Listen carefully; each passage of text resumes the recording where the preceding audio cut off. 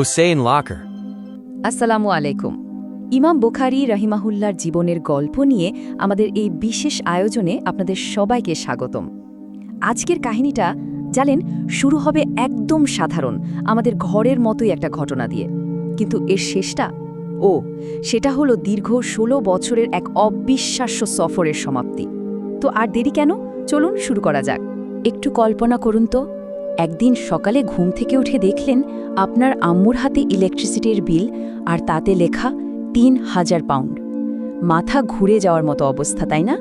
ঠিক এমনটাই হয়েছিল কিন্তু ওমরের মায়ের সাথে। বিলের অঙ্কটা দেখে তিনি তো প্রায় অজ্ঞানী হয়ে যাচ্ছিলেন। ওমরের মায়ের চিৎকার শুনে তো বাড়ির সদাই ছুটে এলো।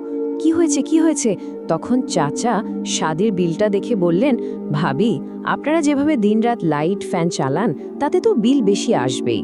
এই যে ছোট্ট একটা ঘটনা, এটাই কিন্তু আমাদের একটা খুব বড় জিনিস মনে করিয়ে দেয়, আর সেটা হলো অপচয়। মা তো রেগেমেগে একদম আগুন। ওমরকে ধরতেই সে বলতে শুরু করলো, আম্মু, আমি তো অন্ধকারে ঘুমাতেই পারি না। কিন্তু মার এবার আর নরম হলেন না, একেবারে কঠোর গলায় বলে দিলেন, ঠিক আছে, এই বিলের টাকা তোমার পকেট মানি থেকেই কাটা হবে। দেখলেন তো, প্রত্যেকটা কাজের, বিশেষ করে অপচয়ের একটা ফল কিন্তু পেতেই হয়। আর ঠিক সেই সময়ে তাদের শিক্ষক ইমাম বুখারী এই ছোট্ট ঘরোয়া সমস্যাটাকে একটা অনেক বড় ইসলামিক শিক্ষার সাথে জুড়ে দিলেন।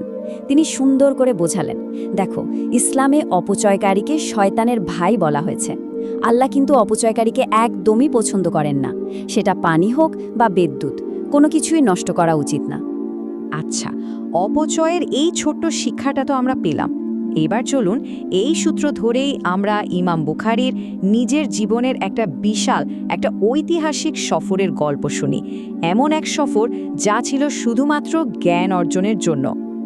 আমাদের এই গল্পের শুরুটা হচ্ছে আফগানিস্তানের এক প্রাচীন শহর বল্ক থেকে। আর ঠিক এখানে ইমাম বুখারীর জ্ঞান আর মেধার এমন এক পরীক্ষা হয়েছিল যা শুনলে আপনারা অবাক হয়ে যাবেন। ইতিহাস কিন্তু সেই ঘটনা আজও মনে রেখেছে। ১,০০০ সংখ্যাটা শুনে কি মনে হচ্ছে? কি হতে পারে এটা? ইয়কিন করুন, এই একটা সংখ্যাই ইমাম বুখারীর জ্ঞানের বিশালতা আর তার অবিশ্বাস্য স্মৃতিশক্তির সবচেয়ে বড় প্রমাণ। ব্যাপারটা ছিল এমন, বলখাও শহরে তিনি ১,০০০ জন হাদিস বর্ণনাকারীর সাথে দেখা করেন। আর যখন তিনি সেখান থেকে বিদায় নিচ্ছিলেন, ছাত্ররা তাকে অনুরোধ করল। আর জানেন কি হলো? তিনি সেই ১,০০০ জনের কাছ থেকে শোনা ১,০০০টা আলাদা আলাদা হাদিস একদম মুখস্থ শুনিয়ে দিলেন। সুবহানাল্লাহ! একবার ভাবুন তো, কি অসাধারণ স্মৃতিশক্তি। এবার আমরা গল্পের সবচেয়ে আবেগঘন একটা অংশে চলে এসেছি। বলক থেকে ইমাম বুখারী রওনা দিয়েছেন তার নিজের মাতৃভূমি বুখারার পথে। দীর্ঘ ১০টা বছর পর তিনি বাড়ি ফিরছেন। ভাবুন তো একবার, এই ফেরাটা ছিল কত অপেক্ষার, কত ভালোবাসার, আর একটা লম্বা বিচ্ছেদের পর প্রিয়জনের সাথে দেখা হওয়ার। পুরো ১৬টা বছর। এই যাত্রাটা কিন্তু শুধু সময়ের হিসাব না, এটা ছিল ত্যাগ, কষ্ট আর ধৈর্যের এক জীবন্ত গল্প। হাজার হাজার মাইল পথ পাড়ি দেওয়া, দিনের পর দিন না খেয়ে থাকা, এমনকি এমনও দিন গেছে যখন তিনি শুধু গাছের পাতা খেয়ে বেঁচেছিলেন। সব কিছুই ছিল জ্ঞান অর্জনের এই মহান সফরের একটা অংশ। অবশেষে তিনি বাড়ি পৌঁছালেন, আর সেই মুহূর্তটা, কি যে হৃদয়স্পর্শী ছিল।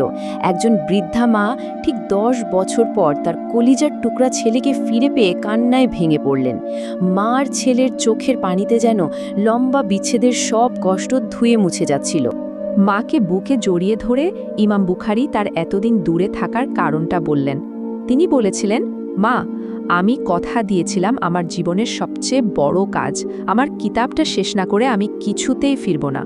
আর তিনি কিন্তু তার কথা রেখেছিলেন। এখন আমরা গল্পের ঠিক সেই মুহূর্তটাতে চলে এসেছি যেখানে ১৬ বছরের অক্লান্ত পরিশ্রমের ফল তুলে দেওয়া হচ্ছে সেই মানুষটির হাতে, যিনি ছিলেন এই পুরো যাত্রার পেছনে সবচেয়ে বড় অনুপ্রেরণা। ইমাম বুখারী তার জীবনের শ্রেষ্ঠ কাজ, সেই মহামূল্যবান কিতাব সহিহ আল বুখারী তুলে দিলেন তার প্রিয় মায়ের হাতে।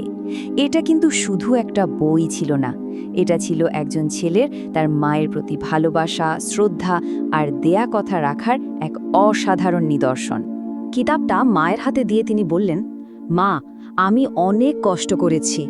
এমনও হয়েছে যে গাছের পাতা খেয়ে দিন পার করতে হয়েছে।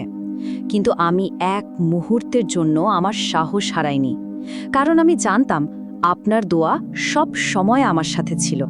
বইটা বুকে জড়িয়ে ধরতেই মায়ের চোখ দিয়ে আনন্দের অশ্রু গড়িয়ে পড়ল। তার সারা জীবনের স্বপ্ন, তার সব দোয়া আজ আল্লাহ কবুল করেছেন। তার ছেলে এমন এক বিশাল কাজ শেষ করে ফিরেছে, যা ইসলামকে আর গোটা মুসলিম উম্মাকে কিয়ামত পর্যন্ত আলো দেখিয়ে যাবে। আর ঠিক সেই মুহূর্তে মা 2 হাত তুলে আল্লাহর কাছে মন থেকে একটা দোয়া করলেন। তিনি চাইলেন, হে আল্লাহ, আমার ছেলের এই কিতাব যেন কিয়ামত পর্যন্ত মানুষের উপকারে আসে, তাদের পথ দেখায়। আর দেখুন আল্লাহর কি রহমত, তার সেই দোয়া কবুল হয়ে গিয়েছিল। ছেলের এমন সফলতা নিজের চোখে দেখার পর সেই মহিয়সী মা বুঝতে পারলেন তার জীবনের উদ্দেশ্য পূরণ হয়েছে। এরপর তিনি কালিমা শাহাদা পড়তে পড়তে পরম শান্তিতে এই পৃথিবী থেকে বিদায় নিলেন। ইমাম বুখারীর মা তো চলে গেলেন, কিন্তু তিনি তার সন্তানের জন্য আর আমাদের সবার জন্য, পুরো মুসলিম উম্মার জন্য এক অমূল্য সম্পদ রেখে গেলেন। কিন্তু গল্পটা কিন্তু এখানেই শেষ না। মায়ের বিদায়ের সাথে সাথেই ইমাম বুখারীর জীবনে শুরু হতে যাচ্ছিল এক সম্পূর্ণ নতুন অধ্যায়।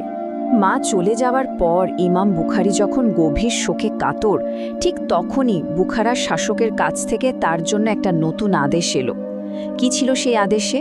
জ্ঞান কি এবার রাজপ্রাসাদে বন্দী হতে যাচ্ছিল? ইমাম বুখারী কি শাসকের চাপের মুখে মাথা নত করবেন, নাকি জ্ঞানের সম্মান রক্ষা করার জন্য তিনি নতুন কোনো সংগ্রামে নামবেন? এই সব কিছু জানতে হলে অবশ্যই আমাদের সাথে থাকতে হবে পরের পর্বে। Like, comment, subscribe. আপডেট পেতে বেল আইকন অন করুন।